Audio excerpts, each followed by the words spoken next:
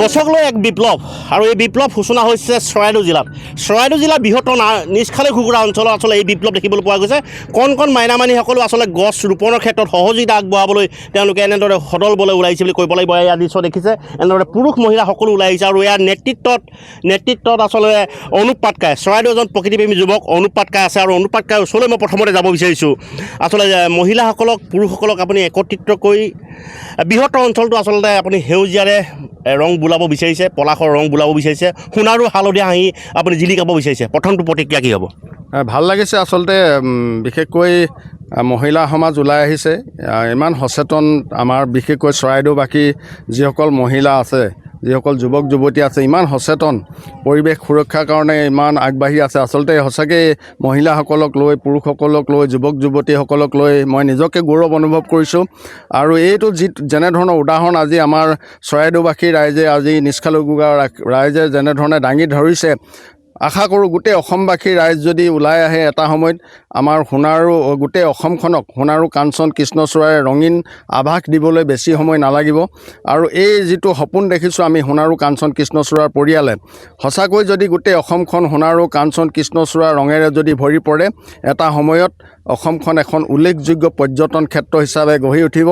আৰু এই পৰ্যটন ক্ষেত্ৰ হিচাপে গঢ়ি উঠিলে আমাৰ অসমত যিসকল নিবনুৱা যুৱক যুৱতী আছে, শিক্ষিত নিবনুৱা যুৱক যুৱতী আছে, তেওঁলোকে পৰ্যটন ক্ষেত্ৰৰ যোগেদি সংস্থাপিত হ'বলৈ এটা বাট মুকলি হ'ব বুলি মই আশা ৰাখিছোঁ। কিমানখন গাঁও ৰাইজ আপুনি আজি একত্ৰিত কৰিছে? আজি প্ৰায় 10খন গাঁৱৰ ৰাইজ, আপোনালোকে দেখিছে, প্ৰায় 10খন গাঁৱৰ ৰাইজ ইয়াত সমবেত হৈছে গছপুলি ৰোপণ কৰিবৰ কাৰণে। আমাৰ নিষ্খালী ঘুগুৰাকে আদি কৰি দগাভেটা, নখাট, পাটচাকু আদি কৰি বৃহত্তৰ অঞ্চলৰ গোটেই মহিলাসকল ওলাই আহিছে, যুৱক যুৱতীসকল ওলাই আহিছে। ভাল লাগিছে। আশা ৰাখিছোঁ অতি কম দিনৰ ভিতৰতে আমাৰ এই অঞ্চলো সোণাৰু হালধীয়া ৰঙেৰে হাঁহিবলৈ ধৰিব। আচলতে এয়া আছিল তেওঁৰ মন্তব্য। মই সামগ্ৰী দৃশ্য দেখুৱাবলৈ অনুৰোধ জনাইছোঁ। এনেদৰে কণ মইনাসকল ওলাই আহিছে, মহিলাসকল হৈছে। মই এগৰাকী মহিলাক দেখিছোঁ, অকণমান আগুৱাই আহিবলৈ আপোনাক অনুৰোধ জনাইছোঁ। যথেষ্ট আচলতে যোগাত্মক দিশ। আজিৰ দিনটোত আচলতে সেউজীয়াক ভাল পোৱা দিন। সেউজীয়া আচলতে ভাল পালে আচলতে ৰাইজ এনেদৰে ওলাই আহে, গছক ভাল পালে ৰাইজ এনেদৰে ওলাই আহে। নেতৃত্ব ইয়াৰ আঁৰৰ ব্যক্তিজন হৈছে অনুপ পাটকাই। ইতিমধ্যে কৈছোঁ, কি ক'ব গোটেই বিষয়টোৰ সন্দৰ্ভত আপুনি কি ক'ব? প্ৰথমেই কৈছোঁ, সেউজী ধৰণী ধুনীয়া অনুপ পাটকাই ডাঙৰীয়াক প্ৰথম আমি ধন্যবাদ জনাইছোঁ, এনে এটা আমাক সোণালী সুযোগ দিয়াৰ বাবে। আমি প্ৰকৃতিখন সেউজীয়াটো বিচাৰোঁৱেই, আৰু তেখেতে এটা পদক্ষেপ লৈছে।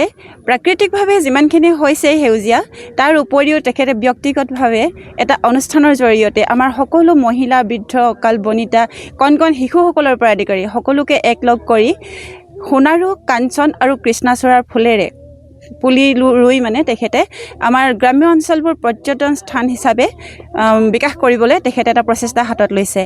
আৰু সেই প্ৰচেষ্টাক আমি আজি সন্মতি জনাই, সঁহাৰি জনাই আমি সকলো ওলাই আহিছোঁ। আজি খুব ভাল লাগিছে, এটা সুন্দৰ পদক্ষেপ।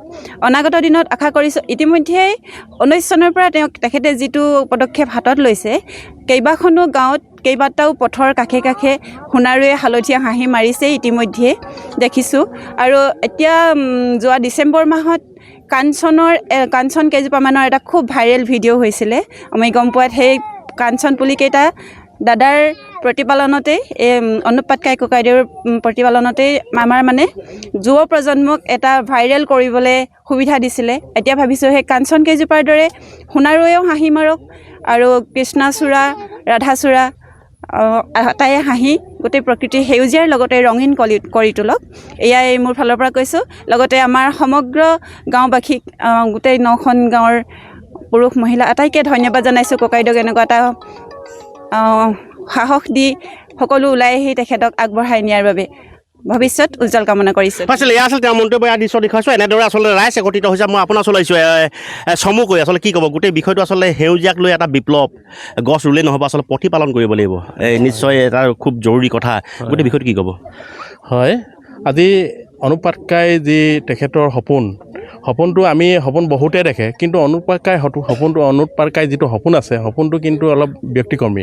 কাৰণ গছ গছনি আমাক লাগেই, কিন্তু গছ গছনি সাধাৰণতে আমাৰ বহুতেই আছে মানে চকু মেলিলে গছ দেখোঁ কিন্তু গছবিলাক সেইবিলাক স্থিৰ নহয় মানে অস্থিৰ মানে যিকোনো মুহূৰ্তত কাটি দিব পাৰে এতিয়া তেখেতে ইমান ধুনীয়াকৈ ৰাস্তাৰ কাষে কাষে সজাই তুলিছে মানে যিখিনি গছ আমি কেতিয়াও কাটিবলৈ সাহস নকৰোঁ বা আনেও কাটিবলৈ সাহস নকৰে এই গছখিনিয়ে আমাক মানে চিৰ যুগমীয়া কৰি ৰাখিব এই গছপুলিখিনি আমাৰ কাৰণে অনুপ কাককাই নিজৰ কাৰণে নহয় গোটেই সমগ্ৰ দেশখনৰ কাৰণে সমগ্ৰ জাতিটোৰ কাৰণে গোটেই মানে সকলো জীৱ জন্তুৰ কাৰণে এই গছৰ পৰা আমাৰ যথেষ্টখিনি প্ৰভাৱ পাবলগীয়া আছে সেইখিনি আমি গছৰ পৰা আশা কৰিছোঁ ঠিক এনেধৰণে আমি অনুপ কাককাই কৰ্মৰাজিক আমি দেখিছোঁ যে তেখেতে একেবাৰে নিৰপেক্ষভাৱে কোনো অৰাজনীতিকভাৱে তেখেতে যেতিয়া নেকি আমাৰ এই কামখিনিত সোমাই গৈছে আমিও তেখেতক আমি যোগাত্মক সহায় জনাইছোঁ আশা কৰিছোঁ তেখেতৰ সপোন বাস্তৱ হৈ পৰক এয়ে মোৰ কামনা আচলতে এয়া আছিল তেওঁৰ মন্তব্য আৰু এটা কথা ক'ব লাগিব যে আচলতে অনুপ কাককাই নেতৃত্বত আচলতে যি সেউজ বিপ্লৱ হৈছে আচলতে সেউজ বিপ্লৱলৈ আমি ND24 জনাইছোঁ অফুৰন্ত শুভকামনা আৰু তেখেত যাতে সপোনবিলাক সাকাৰ হওক তাকে আমি ND24 পুনৰবাৰ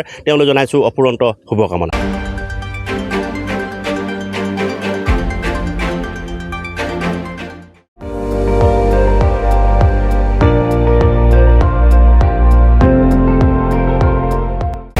আপুনি চাই আছে ND24 সৰ্বশ্ৰেষ্ঠ নহয় সৰ্বোত্তমৰ দৌৰত